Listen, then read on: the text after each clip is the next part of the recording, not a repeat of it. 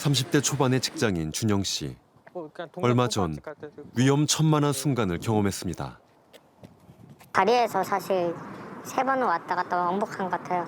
이제 어떻게 해야 되나 고민하다가 이제 그냥 다 끝났다 싶어서 이제 그냥 딱 맘먹고 난간은 넘었는데 뛰어내리지 못하고 이제 난간을 붙잡고 한 1분 있으니까 사람들이 조금씩 몰려와서 이제 허리띠 잡고 이런 식으로 해서 네, 그때 아마 시민분이 경찰을 바로 불렀던 것 같아요.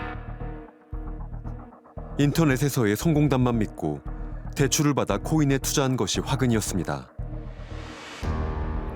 처음엔 손실 규모가 크지 않았지만 잃은 돈을 만회하려다 보니 어느 순간 투자가 아닌 도박을 하게 됐다는 준영 씨. 1억 정도 돼요. 1억이요? 네. 코인에 넣은 건 한 3천 넣었던 것 같은데 그러다가 이제 FX로 가게 돼서 나머지는 빚은 그쪽에서 생긴 거라.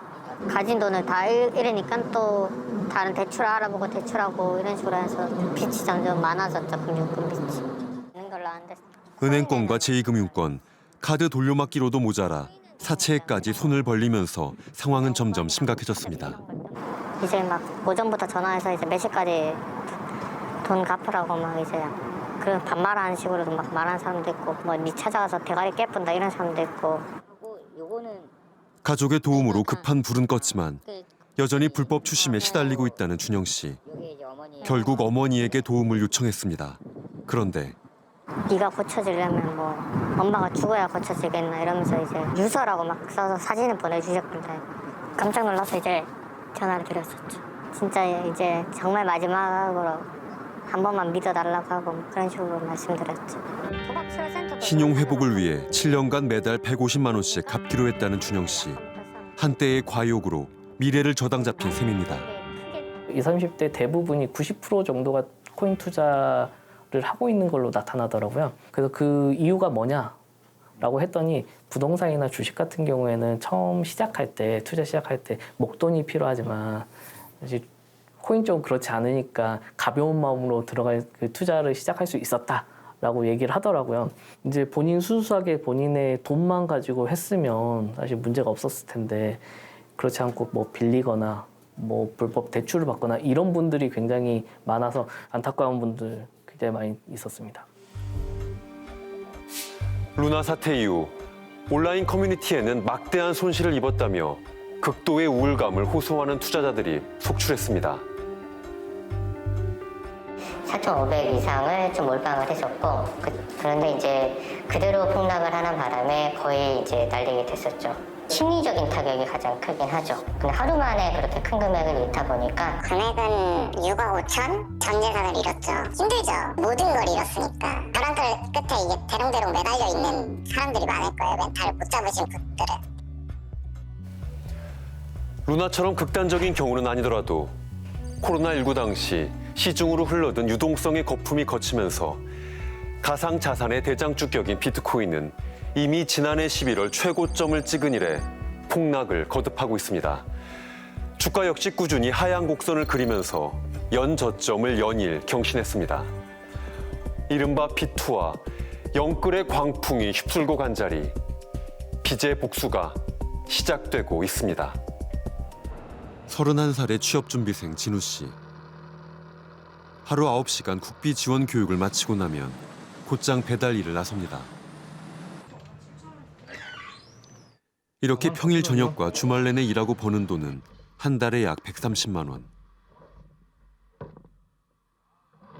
제가 전업이 아니기 때문에 단가가 높아지면 저녁마다 일을 해야 돼요. 그래서 주 7일을 해야 되는데 그렇게 매일매일 일하는 게 육체적으로 조금 힘들긴 해요. 대학 졸업 후 한때는 번듯한 직장을 다닌 적도 있었습니다. 하지만 갚아야 할 빚이 많아 투잡으로 선택했던 것이 지금은 본업이 돼버렸습니다.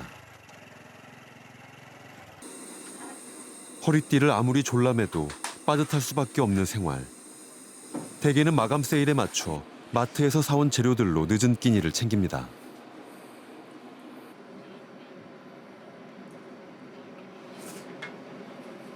하루 일과 중 틈틈이 이어지는 주식 매매. 연일 이어지는 하락장에 성적표는 처참한 수준입니다. 마이너스 47%. 이건 해외 주식이고요. 이거는 국내 주식이에요. 국내 주식도 여기, 네. 수익률 여기. 네. 아마 한 지금 현재 기준은 아마 마이너스 1,000만 원 넘게 떨어진 것 같아요. 주식에 투자한 돈은 모두 대출로 마련했습니다. 말 그대로 빚투입니다. 애초 빚을 갚으려고 시작한 주식 투자였는데 지금은 벗어나기 어려운 족쇄가 돼버렸다는 진우 씨. 2,500만 원 고정금리로 받았었고요. 그리고 청년 햇살론, 포켓론, 카드론, 근로자 대출, 은행 이제 배달 대출, 주택 청약 담보 대출 이런 거 해가지고 한 4,100만 원 정도 되거든요. 그래서 한 3,000만 원 정도 아직 남아 있는 것 같아요. 매달 월세로 10만 원, 생활비로 80만 원, 대출 원리금 상환으로 70만 원이 빠져나갑니다. 배보다 배꼽이 더 큰 격입니다. 카드 쓴 거랑 원리금 상환하면 거의 딱 떨어지는 정도? 아니면 부족하면 이제 주식 계좌에서 빼서 이제 카드값 상환하고 원금 내고 네 그런 식으로 하고 있어요. 대출의 시작은 자취방에 불이 났던 2년 전으로 거슬러 올라갑니다. 변상을 위해 은행에서 1,700만 원을 빌린 것이 첫 대출이었습니다. 사실 B2 이런 건 생각이 없었거든요. 사고가 났었기 때문에 제가 그 과거 동안 모아온 돈 그리고 앞으로 미래 동안 벌어야 할 돈이 사실상 없어졌다라고 생각하고 그래서 어차피 사라진 미래 한번 대출해보자, B2 해보자 싶어서 이렇게 빚냈던 거예요.